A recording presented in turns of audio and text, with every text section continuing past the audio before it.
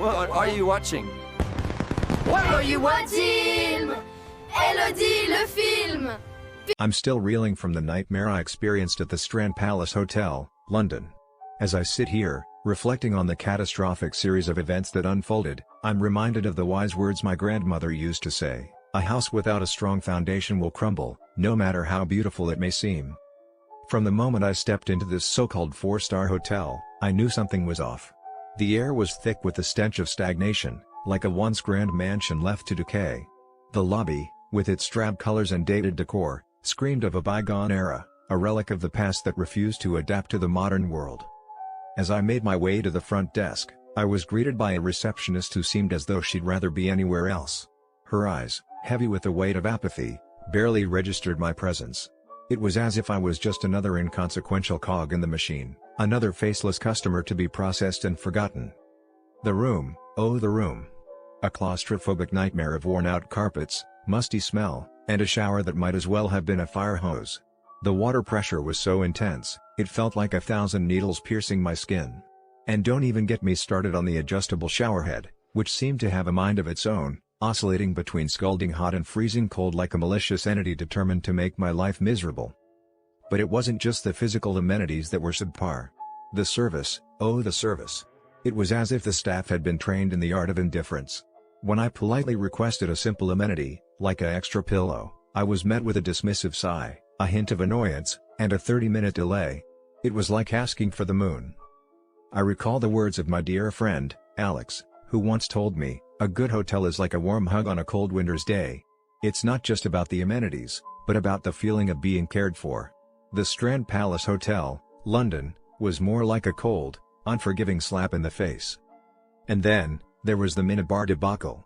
A friendly complimentary note, accompanied by a surreptitious charge on my credit card. It was akin to finding a snake in your bed, a sly, insidious attempt to part you from your hard-earned cash. I felt like a lab rat in a maze, being manipulated and fleeced at every turn. As I wandered the hotel's corridors, I couldn't help but notice the eerie silence, punctuated only by the occasional, muffled argument between staff members. It was like being trapped in a dysfunctional family's home, where the tension was palpable, and the air was thick with resentment. But what truly breaks my heart is the wasted potential. Imagine, if you will, a hotel that truly cared about its guests, that strove to create an experience worthy of the human spirit. Alas, the Strand Palace Hotel, London, was more concerned with lining its own pockets, than with crafting a genuine, heartfelt connection with its customers. As I departed, I was left with a sense of melancholy, a feeling of missed opportunities, of what could have been. It was like watching a beautiful sunset, only to realize that the colors were just a facade, a feeble attempt to mask the underlying decay. So, dear friends, I implore you, do not fall prey to the Strand Palace Hotel, London's, false promises. Spare yourselves the anguish, the frustration, and the crushing sense of disappointment. For in the immortal words of my grandmother, a house without a strong foundation will crumble, no matter how beautiful it may seem. Based on my analysis of businesses near Strand Palace Hotel, London, here is the comprehensive overview. Based on the negative reviews provided, here is a focused analysis of the businesses near Strand Palace Hotel, London. The Health Club at 1 Aldwych. The negative reviews suggest that the Health Club at 1 Aldwych is falling short in terms of customer experience. Specifically, customers are dissatisfied with the limited time allocated for facilities usage, only 60 minutes, which is perceived as inadequate compared to other spas in the area. The staff's attitude and behavior are also called into question, with customers describing them as rude and unaccommodating. Additionally, the high price point of the treatments is seen as not justified by the quality of service provided. Joe Allen. The negative reviews of Joe Allen suggest that the restaurant is not meeting customer expectations in terms of food quality and value for money. Customers are disappointed with the thin burger patties, poor quality of ingredients, and high prices. The service is described as friendly but inefficient, with long wait times and poor attention from the staff. The overall impression is that Joe Allen is overpriced and not providing a satisfying dining experience. Lyceum Theatre. The negative reviews of Lyceum Theatre suggest that the venue is struggling with customer service, seating, and technical issues. Specifically, customers are unhappy with the rude and unhelpful staff, poor seating arrangements, and technical difficulties that disrupted the show. The theater's policy of allowing food and drinks inside the auditorium is also seen as distracting and disruptive. Additionally, Some customers felt that the show itself was not as good as expected, with poor vocal performances and inadequate staging. Common patterns and issues across all three businesses. Some common patterns and issues emerge. 1.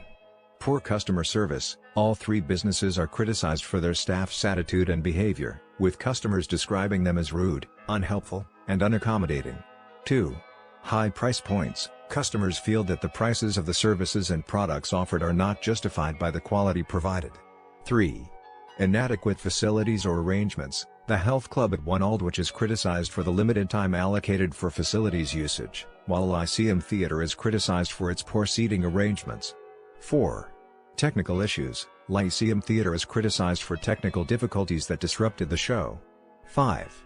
Lack of attention to detail. Joe Allen is criticized for poor quality of ingredients and inadequate food preparation. Overall, these businesses need to focus on improving their customer service, value for money, and attention to detail to meet customer expectations and provide a satisfying experience. Analysis of businesses near Strand Palace Hotel, London, Chunk 2 halves. Based on the negative reviews, it is clear that Wolf and Badger and Swift Soho, two businesses near Strand Palace Hotel, London, have faced significant issues with customer satisfaction. Common patterns and issues. 1. Poor customer service. Both businesses have been criticized for their lack of responsiveness, unhelpful, and sometimes rude staff. Reviewers have expressed frustration with the inability to resolve issues, receive refunds, or get accurate information. 2. Quality control issues. Wolf and Badger has faced issues with product quality, including damaged or low-quality items, which has led to disappointment and frustration among customers. 3.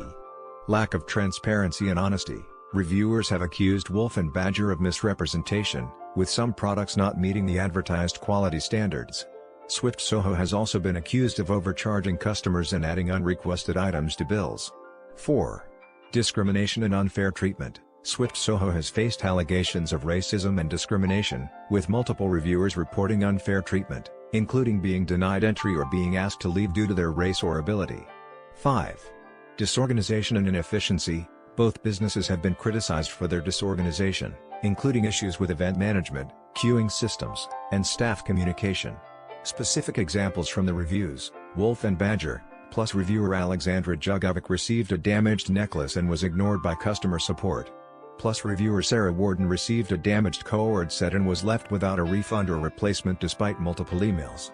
Plus reviewer Hassan Naeem's bracelet broke within days, and he was left without a response from the company. Swift Soho, Plus reviewer Chelsea Sandberg was discriminated against due to her use of crutches and was refused entry. Plus reviewer Ryan Collins and his sister-in-law were subjected to unfair treatment, including being asked to cross the street and return to prove their sobriety. Plus reviewer Shio Wanshi reported racist behavior from a waiter, who chased them away without caring about their complaint. Recommendations for improvement. 1. Improve customer service. Both businesses need to prioritize customer satisfaction, respond promptly to concerns, and resolve issues efficiently. 2. Enhance quality control. Wolf and Badger should ensure that products meet the advertised quality standards, and Swift Soho should focus on providing accurate bills and avoiding overcharging. 3. Promote inclusivity and fairness. Swift Soho should take allegations of discrimination seriously and implement measures to ensure all customers are treated equally and with respect. 4. Streamline operations. Both businesses should invest in efficient systems, including event management, queuing, and staff communication, to reduce disorganization and frustration. By addressing these issues, Wolf and Badger and Swift Soho can improve their reputation, increase customer satisfaction, and attract more loyal customers.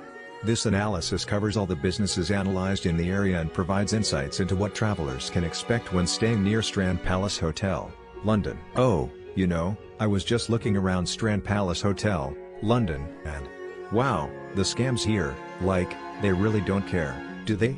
Tourists come for 2 weeks, thinking, oh, London is so nice, and then, boom. They get tricked. It's so sad, you know? First, let's talk about these candy shops near Strand Palace Hotel, London. Like, they look so fun, all bright and American style, but no. They're just traps. Tourists go in, think they're buying normal sweets, but then, surprise. The price is like 10 times more. And the worst part? Some of these shops don't even pay taxes. They just open, take money, and disappear. What happens next? Probably the tourists realize too late, feel stupid, and then the shop is already gone. The owners? They just open another one somewhere else. It's like a game to them, but for tourists? It's just sad. Then, oh my god, the Harry Potter shops. You see them near Strand Palace Hotel, London, and they look so magical, right? But no. They sell cheap plastic wands for, like, £20, and chocolate frogs for way too much. And guess what? Some don't even charge tax properly. So tourists think they're buying something special, but it's just junk. What happens next? They go home, open the box, and, oh, it's just a sad little toy. The shop? Probably already changed its name by then. And the souvenir shops? Oh, they're the worst. Near Strand Palace Hotel, London, you'll see these big, flashy stores selling London gifts. But they're just splitting into fake companies to avoid paying taxes. Tourists buy overpriced keychains, and the shop? Poof. Gone in a month. What happens next? The tourists leave, never knowing they got scammed, and the owners? Probably laughing all the way to some fake bank account. It's just... why? Why do this to people who just want to enjoy their holiday? Near Strand Palace Hotel, London, it should be nice, but... it's like they see tourists as walking wallets. And that's just wrong, you know?